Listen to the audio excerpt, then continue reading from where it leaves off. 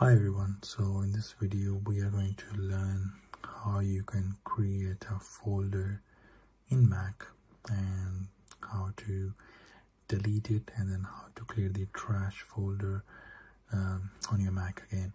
So first we'll create the folder on the desktop here. Right click anywhere you want to, right click here, new folder, it's going to show up there, and then you can name the folder test, for example, and then drag and drop wherever you want to keep it. And then, for example, if you want to create a folder in the documents folder, just come there, click on that,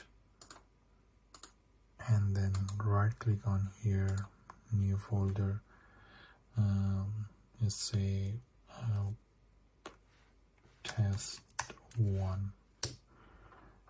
So we have another folder in documents now, and desktop one is here, document is here. So now if you have to delete, if you click one time and then move to if you right click and move to trash, it will gone. Close that and you can delete this one the same way, move to trash, and it's deleted, removed.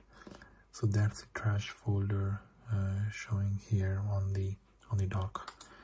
So you can right click, you can open it to see what's inside if you want to restore anything back.